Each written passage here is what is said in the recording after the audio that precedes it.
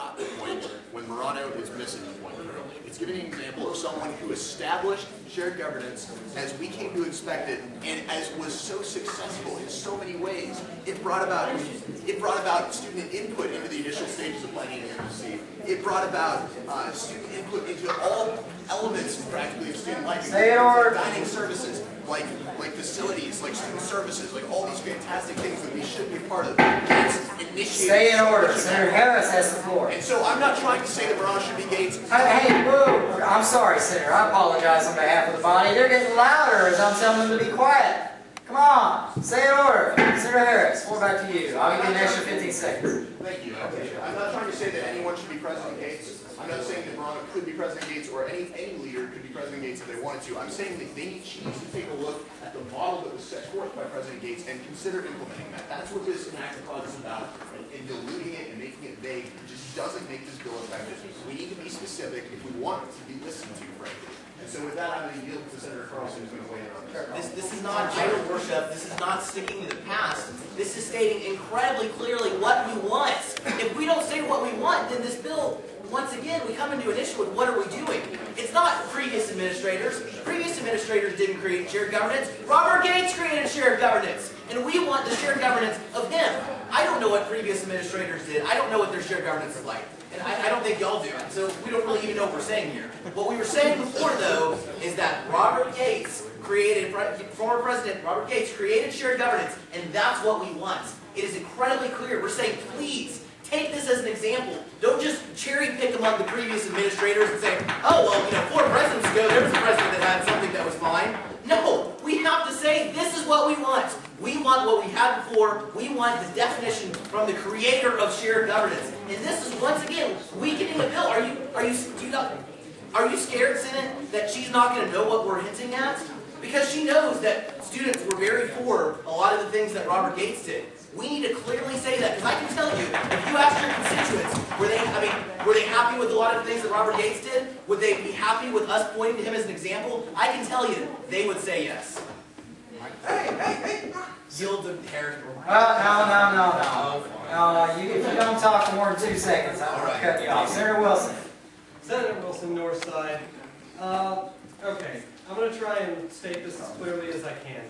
It's our job as the Student Senate to state the opinion of the student body, express the concerns and the interests of the student body. It is not our responsibility to tell the administration whose policies to adopt. It's not our job to compare administration's policy.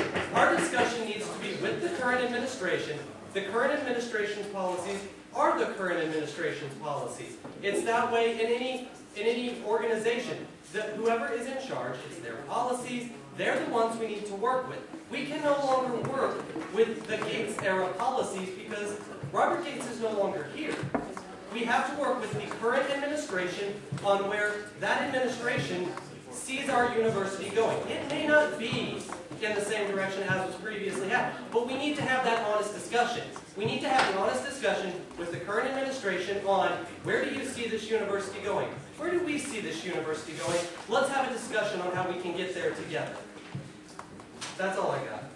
Senator Fields. Jess Fields off campus. I share the concerns of Austin Carlson, so well articulated as he always does.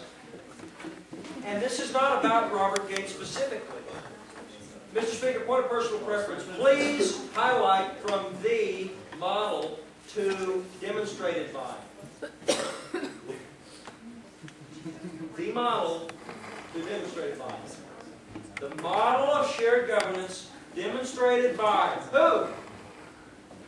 Who? Robert Gates. Now, it's not saying Robert Gates was a better president than Murano. Of course not. Of course not. Like the 7th whereas clause, which says we don't question your integrity, clearly outlines that. But this says the model of shared governance that he demonstrated. And I would actually say, because President Murano articulated the exact same model of shared governance when she arrived in the president's office, that is proof that it is Robert Gates' model of shared governance. It's not about him being a better president. It's about it being the model that he first seriously articulated. And by the way, if you ask any faculty member around here, who was the first president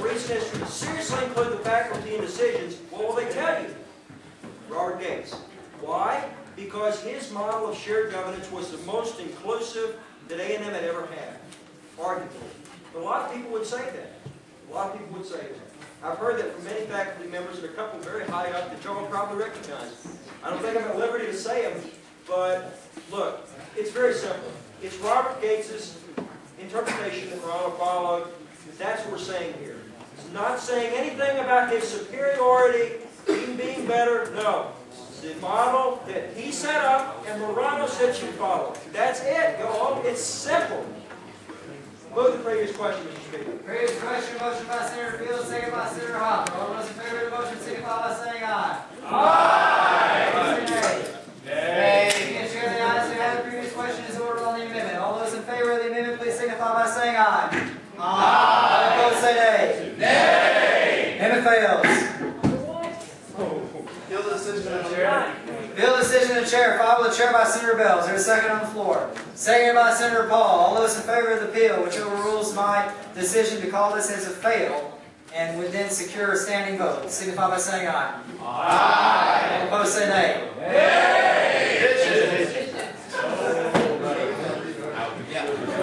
Oh my gosh. All those in favor signify by standing. This is on appeal to the decision of the chair. Before appeal the decision of the chair. Nope. I stand. I mean, you guys didn't overrule me. There's not a majority. Point of order. Can you explain the situation a little better? So Okay, I will. And we'll redo the vote. We'll redo the vote. Okay. Motion. Point of order, Mr. Speaker. We've already taken a vote. Yeah. I say that. Okay. Now, point of order, Mr. Speaker, it seems like what you've gone through has been the maximum extent of the process that can be occurred for someone to question the decision of the chair on something like that. And point of order, let's move on. Point of order. When I appealed the decision of the chair, it began to get confusing the way you were wording it. And I think that people didn't quite understand because it was really soft. People weren't saying it as loud as the first time. Point of order is the So I think that responsibility we of need. members of the body to know what's going on. So for the preliminary inquiry, is it possible to appeal that decision? And you can explain this very well to everyone so that we can try. Yes, I mean, yeah. Appeal. Appeal that. Appeal I that. appeal that. Entertain appeal. He can appeal an appeal. No, dilatory. How's that a dilatory? There's no appeal. Time out, y'all. Mr. Speaker, I appeal the appeal the appeal. They can adopt the decision of the chair, and then if that fails, they can reconsider the motion, but they're not appealing appeal. Would anyone be so kind and voted no on that appeal that did not stand to move to reconsider? Would anybody be so kind? Consider what? The appeal. If you did not stand off of Senator Bell's motion, do you reconsider? Anybody? No, wait. Explain. Okay. All right. Time out. I have to explain this to make sure. Okay. Step one. This is what happened. Okay. We moved for a vote on the amendment. The nays were louder than the ayes by at least 5 to 10 decibels. I called it nay. He appealed my decision, which he reserves the right to do, and secured a second. Now, what that does is that says, we as a Senate did not believe that the Speaker called a voice vote correctly, and we would demand a standing vote, because at that point in time, it was too late to call division. So, at that point in time, I said, all those in favor of the appeal of the decision of the chair signify by saying aye. The ayes called it. Then the nays. The nays were louder. Division. Ayes stood up. There was not a majority. My decision stood. Now, his point is that people that stood up did not understand what was going on. I will entertain a standing...